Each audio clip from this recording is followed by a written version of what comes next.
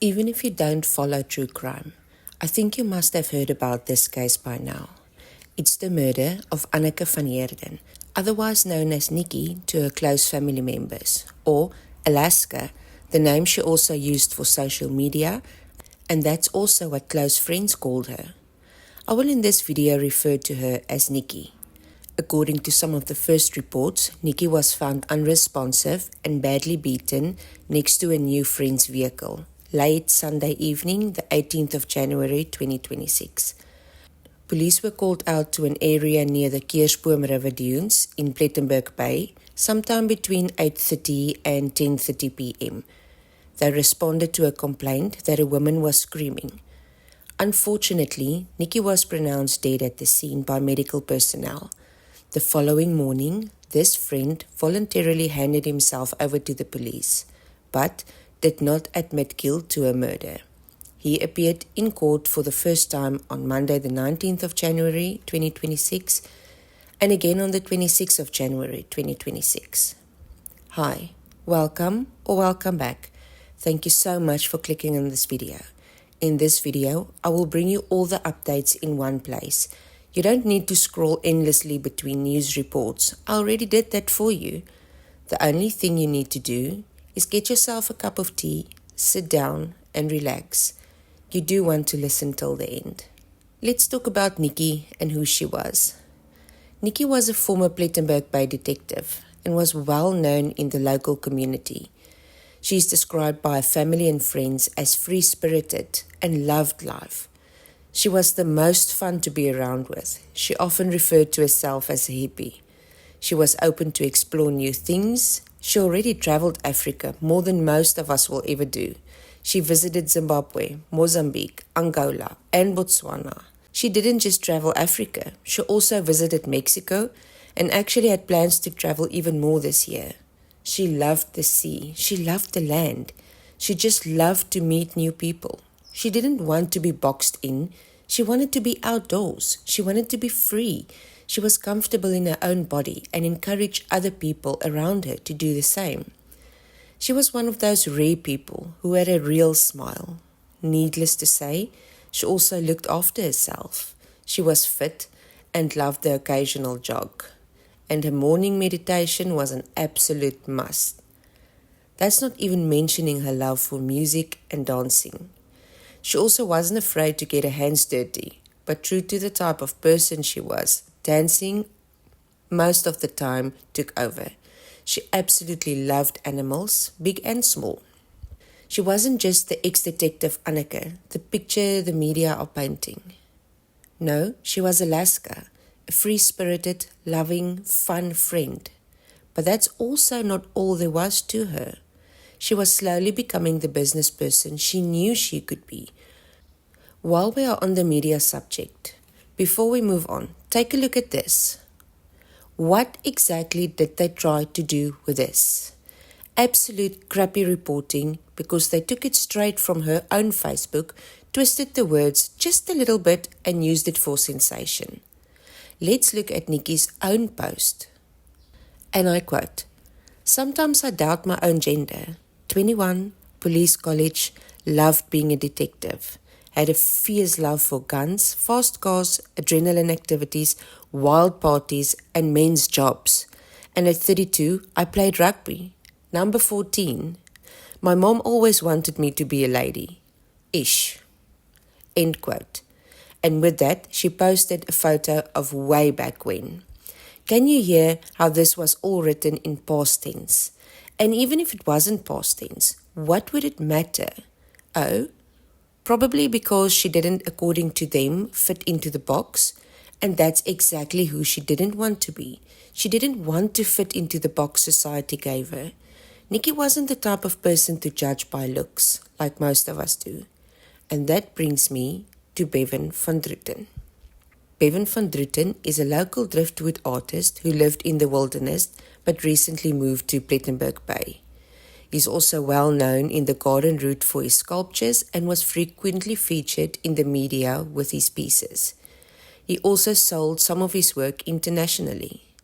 Just as well known as he was for his artistic talent, he was, according to residents, also infamous in the wilderness for his temper and for picking fights. He is also the friend Nikki met about a week before her death. That's the person who she introduced to some of her family members a day before her lifeless body was found next to a vehicle connected to none other than Bevan van Druten. And he is the same man who handed himself over to the police less than 24 hours after Nikki was found. Now, I see so many comments on social media that he has evil in his eyes. And how is it that Nikki, as an ex-detective, didn't know who he was? For one, let's not do victim blaming. Nikki didn't judge a book by its cover. Nikki saw the best in other people, and that's what she saw in Bevan. And let's be fair. Let's go with the theory that he is this evil monster. I so often mention in my videos that people only let you see what they want you to see. He would have been on his best behavior whenever he was near Nikki. And Nikki, yes, she was an ex-detective, but she couldn't see into the future. And would you really go and look up every person you are interested in being with friends with or even dating? And even if she did, she seemed to have been the type of person who believed in second chances. Let the past stay where it belongs. To be fair, she was warned more than once. We know that now, but she was described to have been over the moon about this new friend. And this friend could have very well been a master manipulator. Now, IOL did real good reporting and really did their best to dig deep into Bevan's history. And what they found was shocking. And they are not just reporting out of thin air. They have documents to back what they are saying. So let's talk about what news outlets report about Bevan van Druten. Apparently, 6 women has protection orders against him. They are alleging a pattern of intimidation, violence and harassment stretching back years. One of Van Druten's ex-girlfriends who spoke to IOL on condition that she not be named said she so easily could have ended up dead. She said, and I quote, "He strangled me and threatened to leave me in desolated areas a number of times. I would feel very afraid when he attacked me because the sense that he could kill me." End quote. 3 Sedgefield pensioners could hardly believe their eyes when they saw news reports that their former neighbour, who they alleged dragged them by the hair, kicked them in the street, and once even held them against their will in a car, had been arrested for murder. An elderly woman said he had tormented her for a long time, but the final straw came the 23rd of January 2024. That was when Van Druten allegedly refused to let them leave their cars as they tried to take their cleaner home. My friend and I and our 2 dogs decided to take our domestic worker to the taxi rank, the 62-year-old said, on condition she not be named. As we got out of the driveway, there Bevan was, in front of our car and his car in front of the gate. She said he basically held them hostage for about an hour. We were in the vehicle, she said, and because we had our phones with us, I called a security company and they heard everything Bevan said. Our domestic worker took a picture and the security company and the police arrived. They then managed to talk him down and got him across the road. They also told him to reverse his car back to his property. The police decided to take us to the station where we gave our statements. The woman said her ordeal was not the only incident involving Van Druten. In a separate incident in 2023, the second woman said she and a friend were sitting on the veranda at her house, just chatting. Bevan then allegedly arrived at the gate about 11 p.m., she said. She also didn't want to be named. I walked out to the gate. He pushed into my stomach, she said. I slapped him. He then pulled my hair and punched me, dragged me to the pavement. I was then on the ground and he was kicking me. The third woman, 66, said she started shouting after seeing what he had allegedly done to a friend. He then came over to me and he pulled my right arm and kicked my leg from underneath me, she said. I broke a bone in my hand, which then required an operation. She said they shouted for the other friend to call the police. He then ran away, which was peculiar because it was 11 p.m. at night.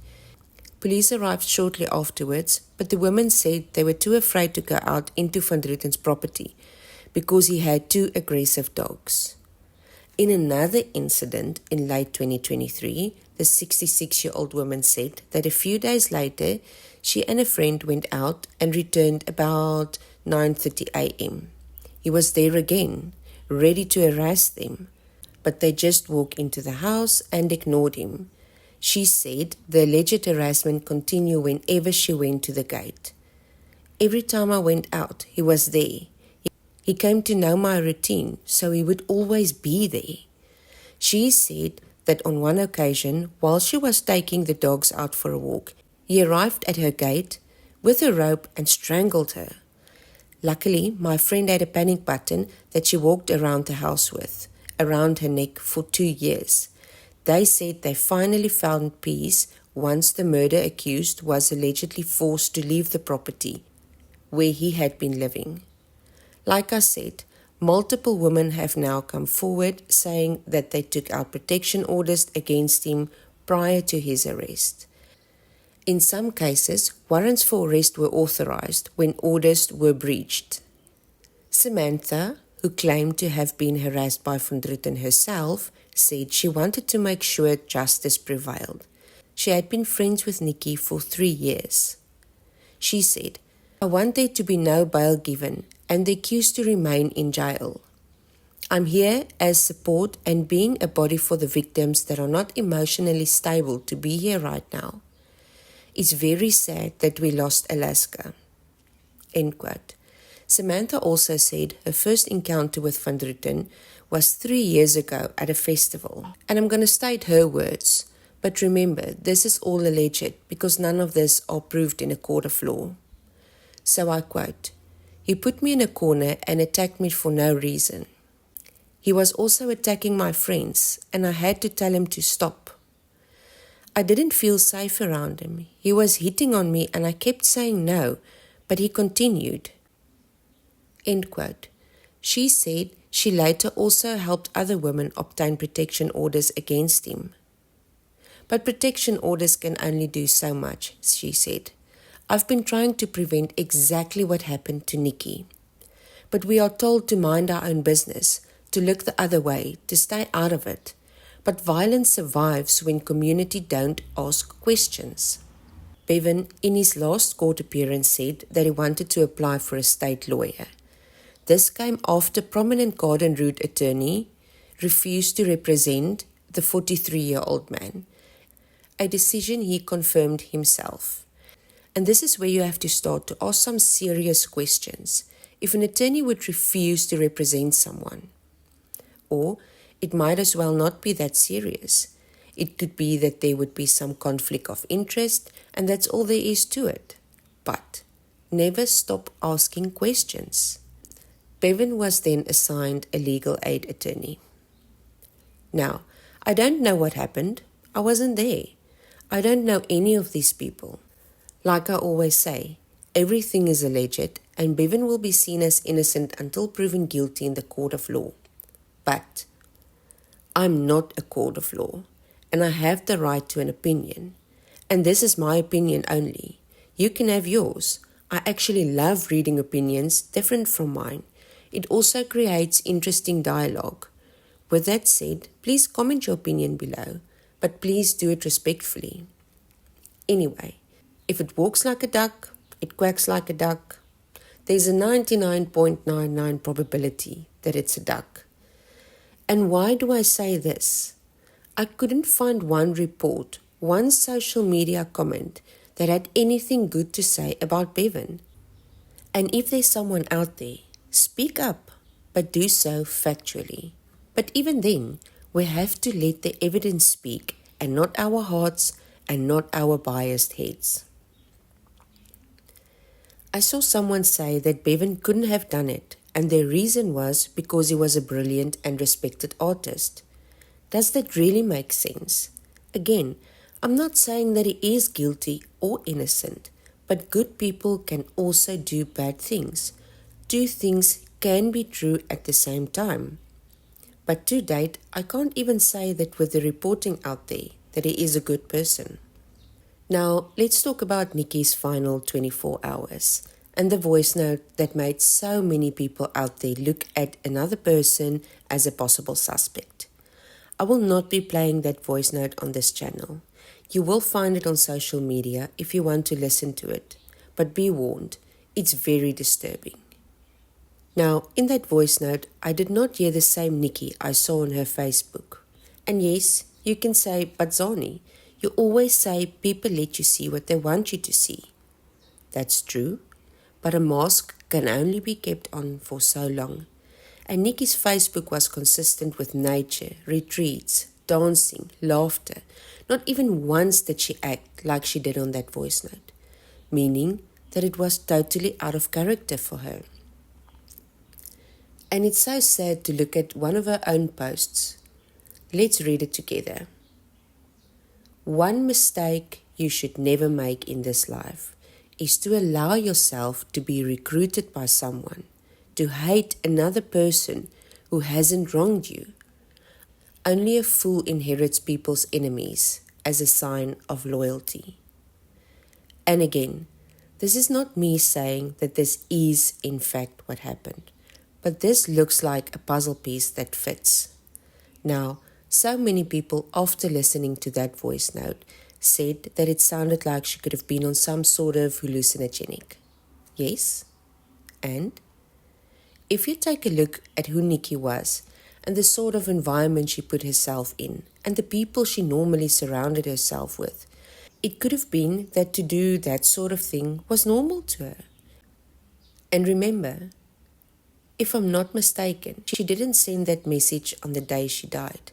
No, that was sent out the previous night, the same day she introduced Bevan to some of her family members, who by the way described him as a character.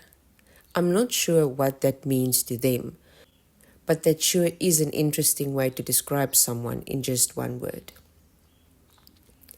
Could Nikki have been intoxicated?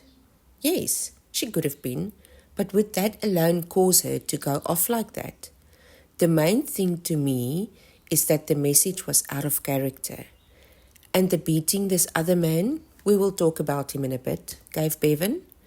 When exactly was that? Could it have been in the week that Nikki had known him? I didn't see any bruising on his face when he appeared in court. Or is he just a fast healer? So, in some versions of the voice note, the name of this man is bleeped out, and in some not. His name is already out there, so it is public information. His name is Rocco. Rocco, who calls himself a friend of Nikki's. Someone who probably have known Bevan or have known about him because in Rocco's own words, he said that he warned Nikki about Bevan. Nikki and Rocco's friendship goes back a while. Nikki shared time and meals with him. Their friendship was no secret. Photos of the two of them together were shared on both their social media pages. What could have happened in a week she had known Bevan for her to turn on Rocco like that? And then I think back to the post. It would just be fair to talk about Rocco a bit. He also seemed to be very hippie-like, if I can call it that. Very much about spirituality and nature. He has got quite the following on more than one social media platform, and on there he shares, and let's call it his wisdom. Now, it's out there. You can take it or you can leave it. On there, he doesn't force anyone to do what he does or follow him. He's just sharing his truth. But it does seem as if there are a lot of people, especially in the same area he lives in, that do in a way follow him and see him as one with more wisdom, someone they can learn from. And the closest to him is on a WhatsApp group. Now, I'm not on that group. I can't give information about conversations on that group, but it seems as if it's more like a spiritual group where you can ask questions mainly about spirituality and then others will weigh in. And this sparked a whole new theory with some people out there. And please, conspiracy theorists, don't ever stop. Some of the most bizarre theories panned out to be true. So I always feel like anyone wearing the tinfoil hat gives us even more reason to ask more questions, and I love that. So I don't necessarily agree or disagree with this theory, but it spread like wildfire. Can it be true? Anything can be true at this stage. I don't personally know Rocco. We don't know what he is capable of, but we have to follow the evidence and not just theories, and not accuse people who might live different from the mainstream society just because they do. So, the same as any other case, there are two camps.